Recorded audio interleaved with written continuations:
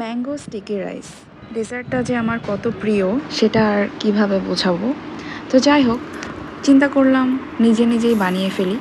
বারবার থাইল্যান্ডে গিয়ে খেয়ে আসা তো আর পসিবল না। আর বাংলাদেশে যত জায়গায় খেয়েছি টেস্ট আমার কাছে একটুও ভালো লাগে নাই। মোটামুটি সব ইনগ্রিডিয়েন্ট আমার কাছে ছিল।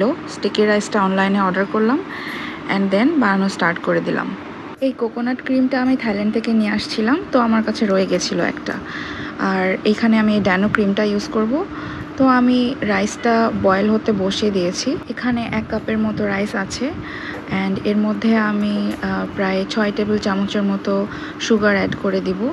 আর আমার কাছে যেহেতু কোকোনাট ক্রিম খুবই কম, ওটুকুর ভিতরে আমাকে কাজ করতে হবে।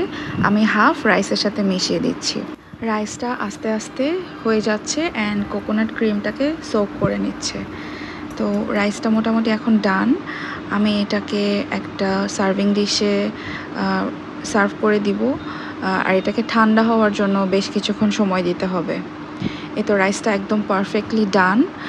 এখন এটাকে দেখে যাও মনে হলেও এটা যখন ঠান্ডা হবে রাইসটা একদম ময়েশ্চারটা সোক করে নেবে। এখন আমি ক্রিমটা প্রিপেয়ার করব। আমি এখানে একটু ডানো ক্রিম নিয়েছি, এর মধ্যে condensed milk and powder milk add করেছি।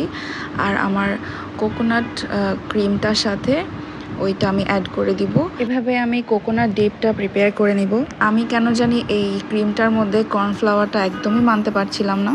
তাই ভাবলাম যে আমি লাগলে অনেক বেশি করে পাউডার মিল্ক দিব অ্যান্ড ক্রিম দিব, বাট আমি কর্নফ্লাওয়ারটা এনিহাও অ্যাভয়েড করব। তো আমারটা তো খুব সুন্দরই হয়েছে। 5 মিনিট আমি বয়েল করার পরে খুব সুন্দর একটা ক্রিম তৈরি হয়েছে। আই হোপ দেখেই বোঝা যাচ্ছে। এরপরে আমার কাছে সেসামি সিড ছিল, আমি ওটাকে একটু রোস্ট করে নিব। সব কিছুই রেডি। এখন আমি একটা প্লেটে সুন্দর করে জিনিসটাকে সার্ভ করে নিব। বাট এখন তো খেতে পারবো না, এটাকে খুব সুন্দর করে ঠান্ডা করতে হবে, নাহলে এটার প্রপার টেস্টটা পাওয়া যাবে না। বাট আমি যেহেতু রান্না করলাম, কেমন হয়েছে এটা জানার জন্য তো আমার খুবই টেস্ট করতে ইচ্ছা করছে।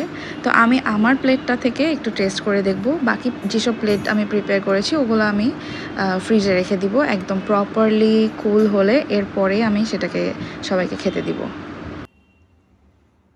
থাই এই ডেজার্টটা সত্যিই খুব লোভনীয় আর আমার মাঝে মাঝে খুবই ক্রেভিং হয় এটা খাওয়ার জন্য। তো আলহামদুলিল্লাহ আমি নিজে নিজে বানিয়ে ফেললাম অ্যান্ড খুব মজা হয়েছে। আমি তো এতটুকুই বলতে পারি। ইউটিউবে এটার অনেক রেসিপি আছে, আপনারাও চাইলে বাসায় ট্রাই করতে পারেন। আই হোপ সবার ভালো লেগেছে। সবাই ভালো থাকবেন। আল্লাহ হাফেজ।